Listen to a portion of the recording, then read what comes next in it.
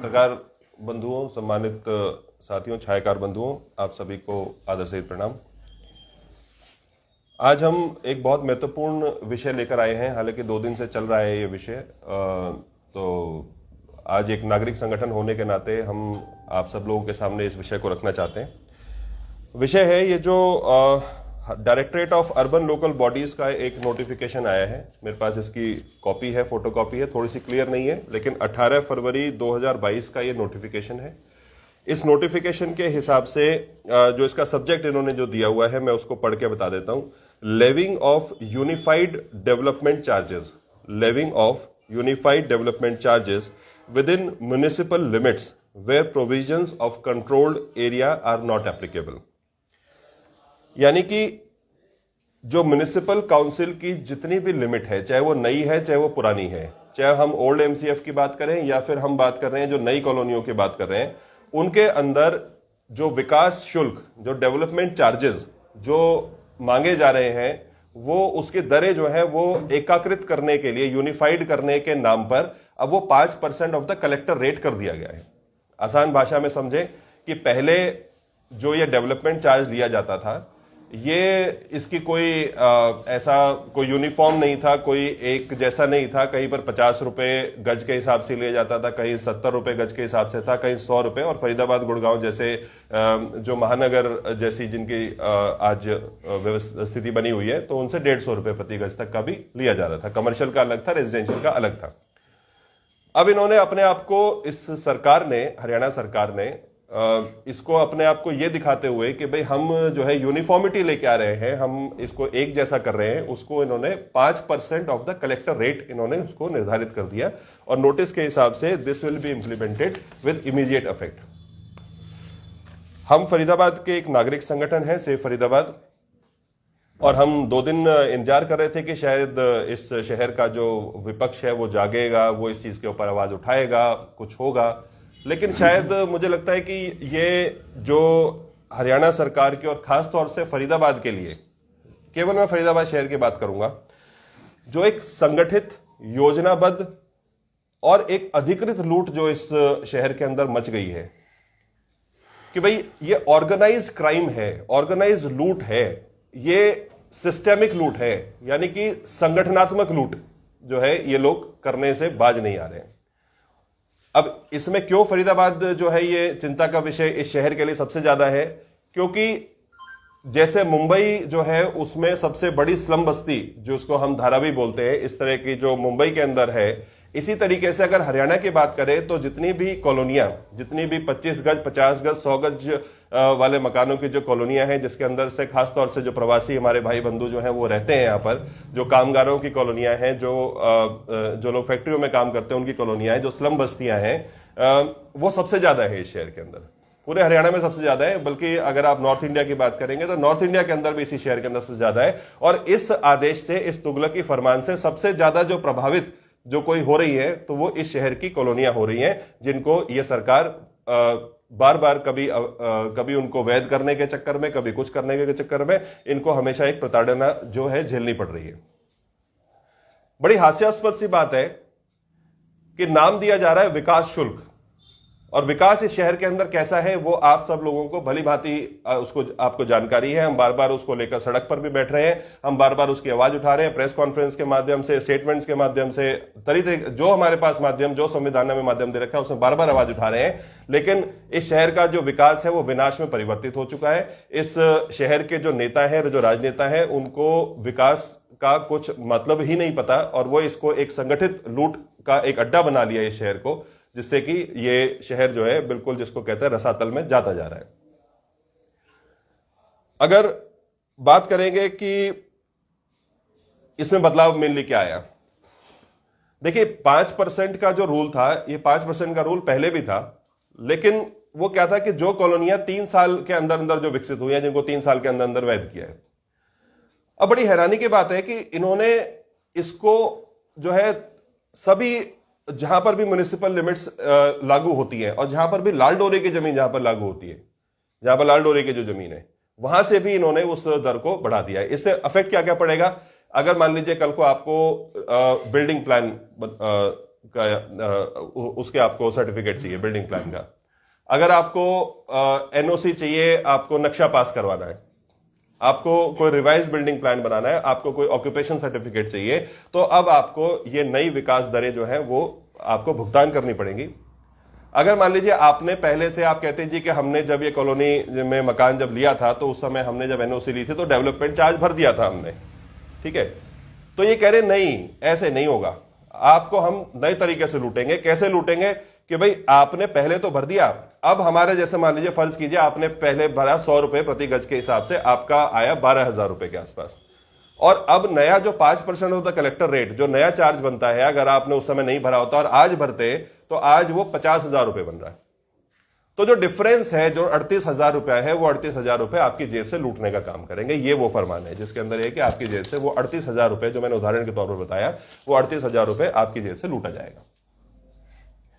और फिर बात आती है यहां पर लाल डोरे की। भाई लाल डोरा जो है उसका अगर कॉन्सेप्ट, जो लोग मेरे से ज्यादा समझदार और अनुभवी हैं इस चीज के अंदर, भाई जब ये नगर निगम कब आया है, उससे पहले ये कॉम्प्लेक्स कमेटी ये सब था यहां पर। तो लाल डोरे की जो विकास है वो तो उससे पहले का ही है, शहर तो उससे पहले का बसा हुआ है जब ये व्यवस्था नहीं थी। तो उस समय की जो विकास है, उस समय के जो आपने जो वहां पर डेवलप हो गई, जो बसावट आ गई, तो आप उसका पैसा कैसे ले रहे हो, उसका विकास का कौन सा पैसा आप मांग रहे हो। इससे फिर एक और बड़ा गंभीर प्रश्न उठ के आता है, इसी चीज से निकलता हुआ प्रश्न, कि इन्होंने अभी ये 26 गांव जो है वो निगम में लिए इन्होंने, या मैं यूं कहूं कि 26 जो गांव की पंचायतें हैं उनके पैसे को लूटने का, उनके जो पंचायती जो पैसा था उसको लूटने का एक षड्यंत्र के तहत इन्होंने उनको ले लिया निगम के अंदर। चलो ले लिया, इनका अधिकार है, ले सकते हैं। तो जो वहां पर जो लाल डोरे की जो जगह है, क्योंकि अभी निगम में आ जाएगा वो वार्ड के अंदर आ जाएगा, तो जो वहां की बसावट है वो तो पहले से बसी हुई है। तो वहां पर अगर मान लीजिए किसी को ऑक्यूपेशन सर्टिफिकेट, अब कोई कमरा बनाना है, उसको क्या करना है, उसको कोई नक्शा पास करवाना है, तो अब वो कहेंगे जी जो अब आपका कलेक्टर रेट है इसका आपको विकास शुल्क देना पड़ेगा। तो जो इनका पैसा था, जो करोड़ों रुपए इस पंचायत का जो पैसा था, वो तो डकार ही गए, और साथ साथ अब इनको एक ऐसी जो है एक जाल में फंसा दिया कि अब इनको वहां पर अगर एक ईंट भी रखनी है तो इनको हाजिरी भरनी पड़ेगी, नगर निगम में हाजिरी भरनी पड़ेगी, मोटी रकम जमा करनी पड़ेगी, और जो इनके बाप दादाओं की पुश्तैनी जो हमारी जमीनें थी, जो हमारे पुश्तैनी मकान बने हुए थे, उसके ऊपर भी जो विकास जो शुल्क है वो इस नगर निगम को देना पड़ेगा। अब बात आती है कि भाई ऐसा क्यों कर रहे हैं। ऐसा इसलिए कर रहे हैं क्योंकि फरीदाबाद जैसे शहर की अगर मैं बात करूं तो 10,000 करोड़ रुपए का विकास आज सबको दिखाई दे रहा है कि कितना विकास यहां पर हो गया। उस पैसे को डकार गए, अब पैसा हो गया खत्म, अब आ रहा है चुनाव, पैसा हजम, तमाशा खत्म। अब चुनाव आ रहा है तो अब नया तमाशा करना है। वो कैसे करें, कहां से पैसा लें, भाई जनता दे नहीं रही है, तो ऐसा कुछ ना कुछ एक ऐसा कोई षड्यंत्र तैयार कर दो जिससे कि जनता की जेब पर सीधा सीधा डाका डाला जा सके, एक संगठित लूट, एक योजनाबद्ध लूट जो है वो करी जा सके। तो अब ये आरन फारन में विकास चल रहा है। मैं बड़ी जिम्मेदारी के साथ आप सब लोगों के सामने एक बात कह सकता हूं, मैं एक फरीदाबाद का नागरिक होने के नाते एक बात कह सकता हूं कि जिस तरीके से ये लोग विकास कर रहे हैं, आप लोग सड़कों पर जाइए, आप देखिए सड़क किस तरीके से बन रही है, किस तरह की क्वालिटी का मटेरियल ये लोग इस्तेमाल कर रहे हैं। ये जो सड़कें हैं ये केवल और केवल जब ये वोटिंग हो जाएगी ना आपके निगम की, उसके 6 महीने के अंदर अंदर उन सड़कों की वही हालत हो जाएगी जो आज हालत है इनकी। तो ये सिर्फ और सिर्फ एक ढकोसला है, ये एक आई वॉश है, ये आंखों में धूल झोंकने का काम है और कुछ नहीं है। और सिर्फ इस चीज को दिखाकर एक जो योजनाबद्ध लूट जो मैं कह रहा हूं, जिसको एक योजना बनाते हैं, शायद इन्होंने ऐसे ही लोग रख रखे हैं, तो वो चीज जो है इसमें देखने को मिल रही है। इसके बाद सभी देखिए अखबारों ने भी कुछ वो कर रहे हैं, और मुख्य रूप से जो कॉलोनियां हैं, इससे जो अगर मैं देखता हूं कि कौन कौन सी जो कॉलोनीज हैं, जो पुरानी कॉलोनीज भी बस गई हैं, उनसे जो नई कॉलोनीज की बात तो छोड़ दीजिए, उसमें मुख्य रूप से जो बड़ी बड़ी कॉलोनीज हैं, एसडीएम नगर है, एसडीएम नगर एक्सटेंशन, जिसको जो नई कॉलोनी वहां पर वो जो बन रही है, उसके बाद शिव दुर्गा विहार है, दयाल कॉलोनी है, Bhood Baselwa, Saiyadwada, Bharat Vihar, Surya Vihar, Indira enclave, Bhatta colony, Jeevan Nagar, Azad Nagar, Bharat colony extension 2, Deepawali extension, Numberdar colony extension, Surya colony, मतलब ऐसी तमाम कॉलोनीज, 100 से ज्यादा कॉलोनीज हैं जो इसके अंदर तुरंत प्रभावित होंगी और लोग जो हैं वो त्राही त्राही कर उठेंगे। कोरोना का समय में आप देख रहे हैं कि लोगों की आर्थिक हालत इतनी खराब हो चुकी है, लोगों को तनख्वाहें जो है वो कुछ ना कुछ कटौती करके मिल रही है, किसी को 20%, किसी को 25%, किसी को 30% जो है पैसा कटकर मिल रहा है। व्यापार धंधे सब चौपट हुए पड़े हैं और उसके बाद फिर जो है ये इस तरह का वो कर रहे हैं। ऐसे ही तुगलकी फरमान इन्होंने एक बार पहले एसीडी के नाम पर भी लिया था, एडवांस कंजम्पशन डिपॉजिट, जिसका हम ही लोगों ने विरोध किया था, सड़क पर उतर कर विरोध किया था। मुझे इन्होंने उस समय हाउस अरेस्ट भी किया था उस चीज को, एसीडी का विरोध करने पर, लेकिन फिर 1 साल का उन्होंने उसका मॉरिटोरियम दे दिया था। तो आप ये समझिए कि इसी तरह की स्थिति ये है, इसी तरह का जो फरमान है वो ये वाला जो फरमान इन्होंने जारी कर दिया सेम ऐसा ही है। और बाकी आप ये देखिए कि भाई इनको निगम में पैसा है नहीं जो दिखा रहे हैं, उसके बारे में मेरे साथी हैं केतन जी, ये बताएंगे कि भाई ये किस तरह की इनकम, इनके ढकोसलेबाजी क्या है, इसके ऊपर हम क्योंकि अलग विषय है, ये जो है अलग विषय है, लेकिन फिर भी एक बार आपको थोड़ा सा इसका आइडिया हम लोग देते हैं। देखिए, अभी निगम के अंदर जो पास हुआ है प्रस्ताव, इन्होंने अपना जो बजट पास किया था उसके अंदर इन्होंने दिया है एडवर्टाइजिंग के अंदर जो 2020-21 में इनकी इनकम रही है वो 100। जी, मेरा नाम है केतन सूरी और मैं सेव फरीदाबाद के साथ जुड़ा हुआ हूँ। और जैसे कि मैं आपको बताता हूँ, निगम ने अभी जो अपना पास किया था बजट, उसके अंदर दिया था इन्होंने 2020-21 के अंदर इनकम है इनकी एडवर्टाइजमेंट से 116 लाख पॉइंट 12 और एस्टिमेटेड थी 21-22 के अंदर 500, मतलब 50 के आसपास इनकी इनकम होनी चाहिए थी। और 11 करोड़ रुपए इनकी जो इनकम हुई है एडवर्टाइजमेंट से, जिसके अंदर बेसिकली आप देखेंगे शहर के अंदर होर्डिंग्स लगती हैं जहां से इनकम बढ़ सकती है निगम की, अपने प्रॉपर्टीज के ऊपर ये लगाकर कहीं भी होर्डिंग्स, कहीं भी अपने बैनर लगते हैं, उससे अपनी इनकम बढ़ा सकते हैं। एडवर्टीजमेंट आप देखते हैं शहर के अंदर पुलों के ऊपर, फ्लाईओवर्स के आसपास बड़े बड़े होर्डिंग्स लगते हैं, तो वहां से भी एक इनकम स्रोत बढ़ा सकते हैं। पार्किंग चार्जेस के अंदर इन्होंने 2020-21 के अंदर 0 शुल्क इनके पास में इनकम हुई है, मतलब कोई इनके पास पैसा नहीं आया पार्किंग चार्जेस के। आप देखिए शहर के अंदर बड़ी बड़ी मार्केट्स हैं, मार्केट्स के बाहर का एरिया है, कहीं भी आप जाते हैं कहीं भी अनऑथराइज्ड पार्किंग लग जाती है, तो इसका मतलब इनको कोई इनकम नहीं हुई है। ये वो पॉइंट्स हैं जिनसे मतलब नगर निगम को पार्किंग से कोई इनकम नहीं हुई है 2020-21 के अंदर। और एस्टिमेटेड 21-22 के अंदर है 5 लाख रुपए सिर्फ। अच्छा, 20-21 के अंदर कोई इनकम नहीं हुई है, ये इनके बजट में बकायदा लिखा हुआ है, ये निगम द्वारा दिया गया है। जबकि इनकी इनकम हो सकती है, ये वो स्रोत है जहां से एमसीएफ अपनी इनकम बढ़ा सकता है। वाटर एटीएम आप देखें शहर के अंदर जगह जगह पर एक मशीन लगी हुई है, बूथ लगा हुआ है, आप देखेंगे ओल्ड एमसीएफ के कार्यालय के बिल्कुल बाहर भी लगा हुआ है, शहर के अंदर लगे हुए हैं। उस वाटर एटीएम की जो 2020-21 की इनकम है वो 0 है और 21-22 में एस्टिमेटेड भी 0 है। तो आप ये देखिए उस मशीन के अंदर सिक्का डलता है तब जाके पानी भरता है, फ्री ऑफ कॉस्ट तो पानी आता नहीं है उसमें से, आप मशीन में कुछ डालते हैं तब जाके वो पानी निकल पाता है उसमें से, तो उससे भी इनकम आती होगी। वो इनकम कहाँ है? सिक्का गायब।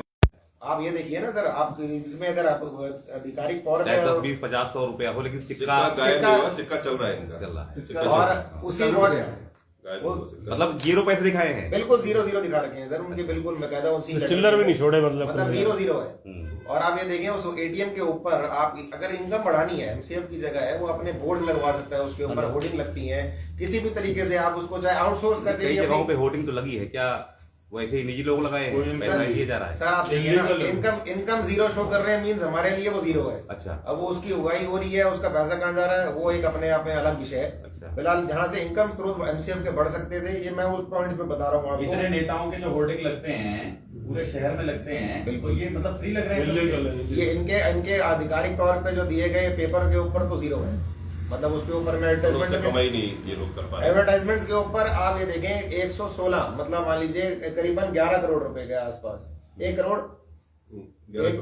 करोड़ 6 लाख रुपए के आसपास इनकी इनकम हुई है 2020-21 में, जबकि ये 50 करोड़ के आसपास होनी चाहिए। फिर आगे आप बढ़ते हैं, टावर फीस होती है, आप देखेंगे कहीं पूरे शहर के अंदर टावर लगे हुए हैं, अलग अलग कंपनीज के टावर लगे हुए हैं, उसकी टावर फीस है सिर्फ 4.5 लाख रुपए की फीस है 2020-21 के अंदर जो इनकम हुई है सिर्फ, और एस्टिमेटेड है 11 लाख रुपए 21-22 के अंदर। तो आप ये देखें शहर के अंदर कितने टावर हैं। आए दिन टावरों का विरोध होता रहता है, समय समय लोग चिल्लाते हैं कि यहाँ टावर नहीं लगना चाहिए, लेकिन पता लगता है कि नगर निगम परमिशन दे दी है, पुलिस उनके साथ सवाल होती ये है और है लग कि जाता है। जब इन चीजों से कोई इनकम नहीं हो रही है और फिर पब्लिक क्यों? को परेशानी हो रही है तो फिर उसका औचित्य क्या है करने औचित्य क्या का? है? क्या औचित्य है उसका? अब ये देखें, दूसरा पॉइंट है इसके अंदर, सब डिवीजन फीस जीरो। 2021-22 के अंदर 2020-21 में जीरो है सब डिवीजन। मान लीजिए कि मेरा प्लॉट है, मैंने प्लॉट में एक सब डिवाइड कर दिया, एक दुकान निकाल दी, एक आगे आगे निकाल दिया, उससे भी निगम को इनकम हो सकती है, बट वो 20-21 में जीरो शो कर रखी है।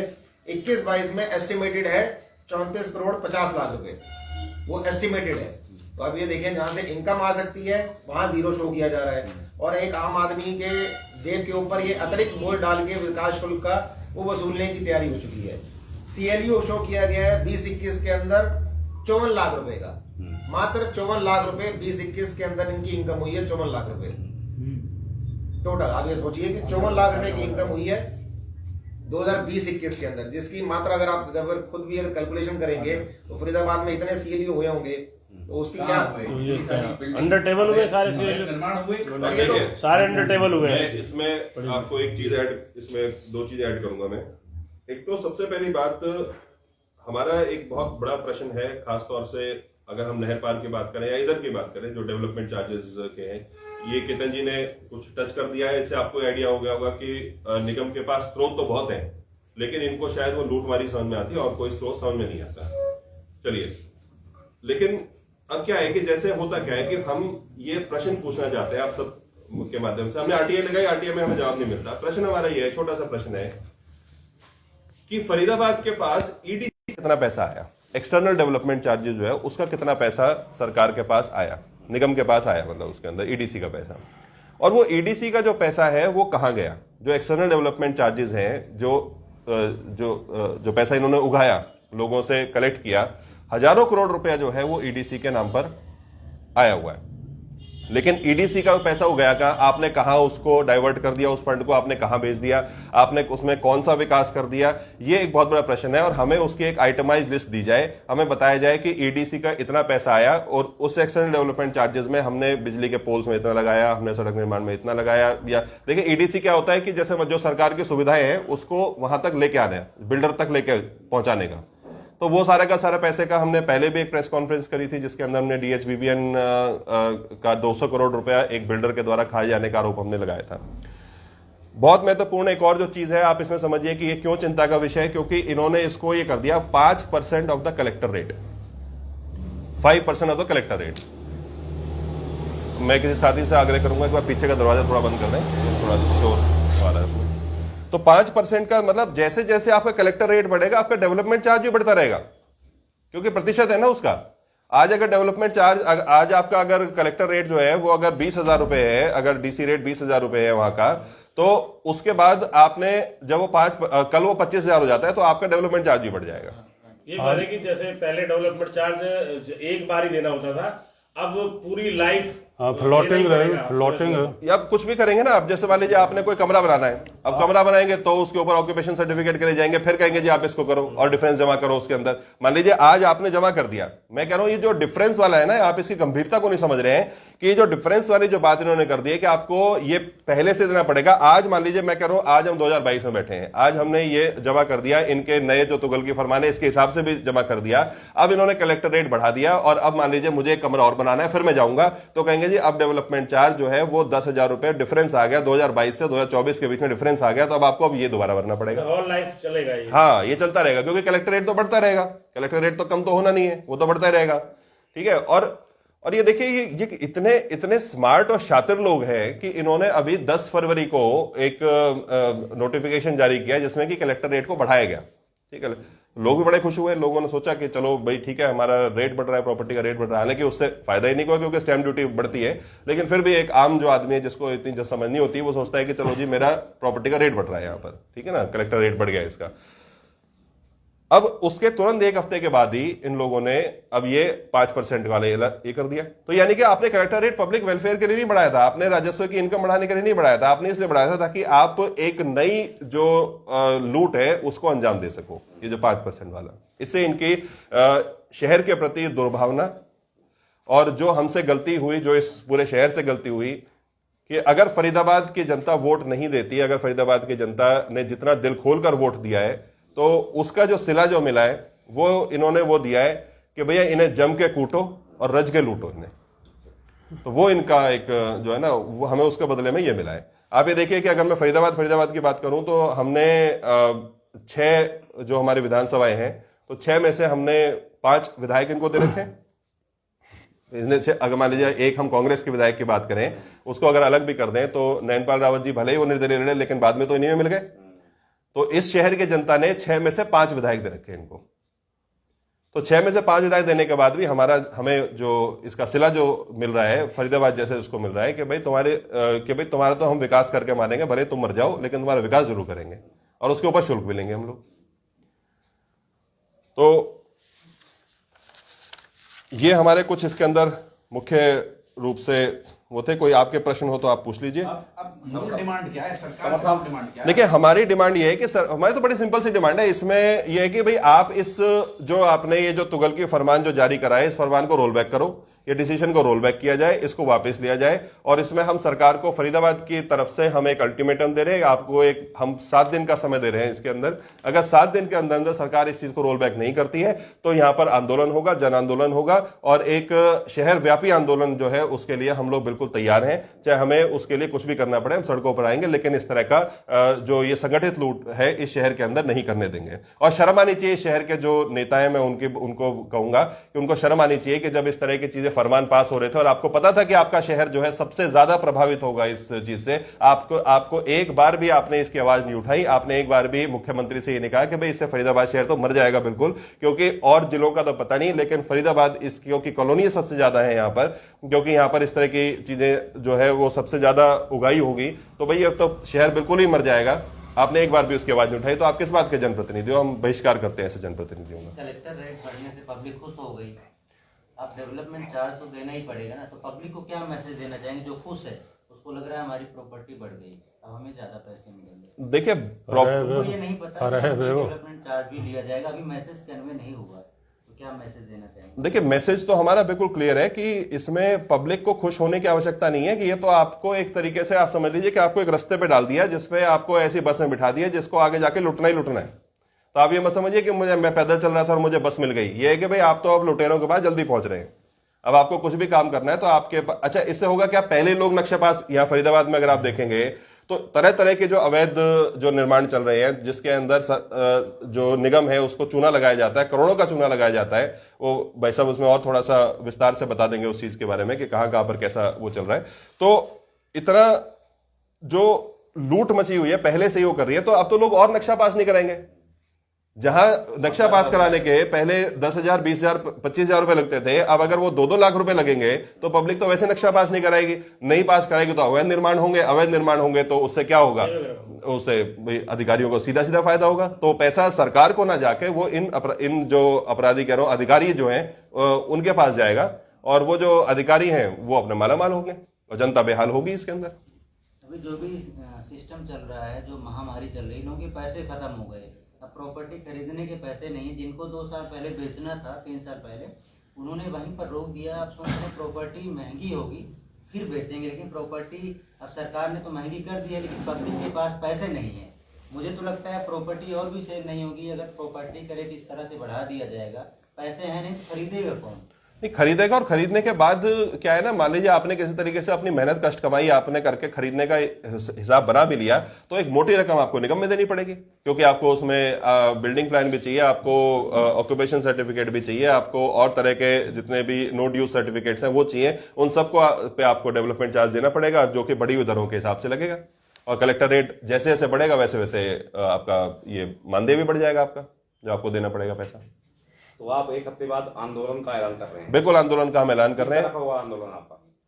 किस तरफ होगा किस तरह का आंदोलन होगा? आंदोलन? देखिए जन आंदोलन होगा। जन आंदोलन के अंदर हम इसमें सड़क पे उतरेंगे, निगम का घेराव करेंगे इसके अंदर, और जो राजनेता जो हमारे शहर के जो प्रतिनिधि हैं जिन्होंने इस समय इस तुगल के फरमान के खिलाफ आवाज नहीं उठाई, तो हम उनका घेराव करने का भी काम करेंगे। पिछले 1 महीने से लगातार आप सड़क पर कई बार एजुकेशन किया आपकी संस्था ने, और लेकिन कोई भी विपक्षी दल फरीदाबाद में किसी पार्टी का आपके साथ नहीं आ रहा। देखिए विपक्ष का मैं बताऊं, फरीदाबाद के अंदर विपक्ष टोटली फेल हो चुका है, इसकी कमर टूट चुकी है। विपक्ष नाम का कुछ नहीं है, सिर्फ नाम के है। करे ना धरे तर्कस पहने फिरे कि हम ये कर देंगे, हम वो कर देंगे। इस तरह की इनकी मंशा है। और इसका उदाहरण, इसका मतलब मैं आरोप नहीं लगा रहा हूं इसके अंदर, ये तो आपको अपने आप ही प्रत्यक्ष रूप से दिखाई दे जाएगा। जब ये चीज हुई, जब इन्होंने ये 5% का इन्होंने फरमान जारी किया, तो कांग्रेस के मुख्यालय में एक प्रेस कॉन्फ्रेंस हुई। ठीक है, आप सभी पत्रकार साथी बैठे हैं, आप मुझे बता दीजिए फरीदाबाद के अंदर क्या कांग्रेस ने कोई प्रेस कॉन्फ्रेंस करी? क्या फरीदाबाद में किसी नेता ने यह आवाज उठाई कि यह गलत हो रहा है? क्या किसी ने, जो सत्ता पक्ष के नेता, उनका घेराव करने की कोशिश करी? क्या किसी और पार्टी ने, किसी और दल ने किया? हम भी आप लोगों के, तो देखिए, हम लोग कोई पॉलिटिकल पार्टी नहीं है, हम लोग एक नागरिक संगठन है, एक सामाजिक संगठन है। हम लोग भी आप ही की तरह ही हैं, हम लोग भी इस समाज से, इस समाज में उतना ही स्थान रखते हैं जितना आप लोग स्थान रखते हैं।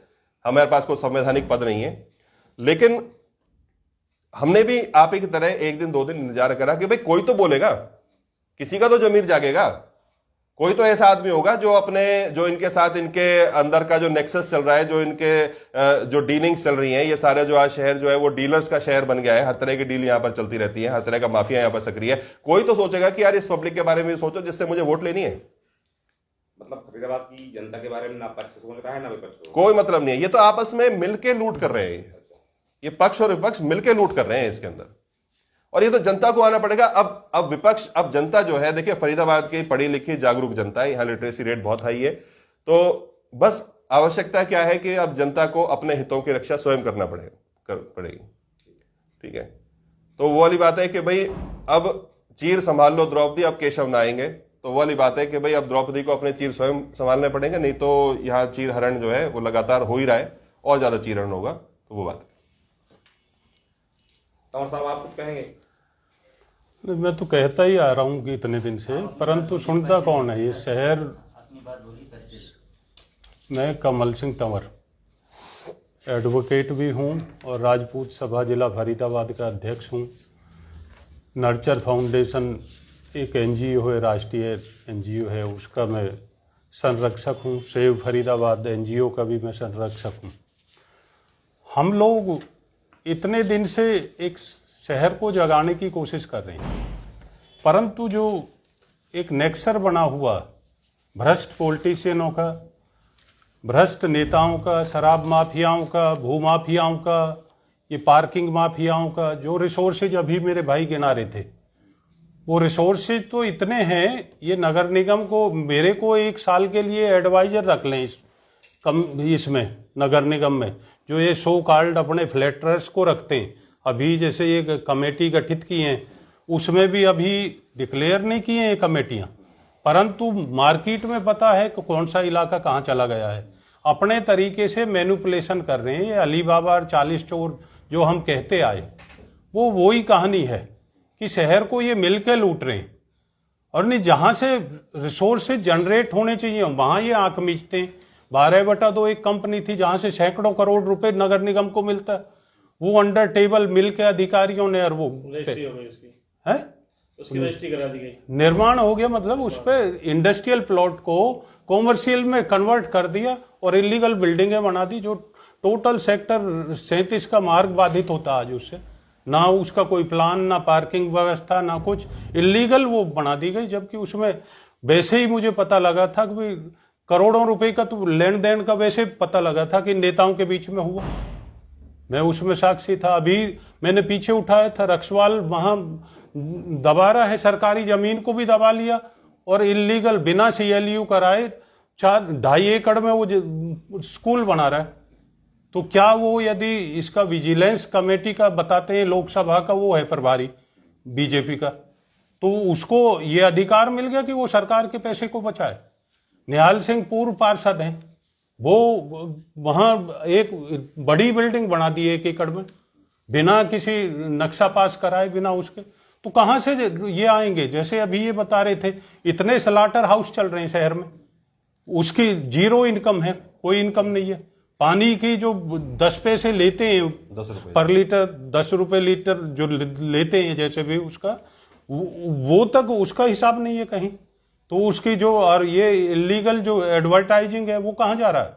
तो ये सब एक स्मार्टली लूट हो रही है। आप देखिए कि एक राजनीति एक सबसे बढ़िया व्यवसाय हो गया शहर में। एक बार कोई पार्षद बन जाए तो उसकी एकदम से आप देखिए किस तरह से सारी दिशा बदल जाती है, दशा बदल जाती है।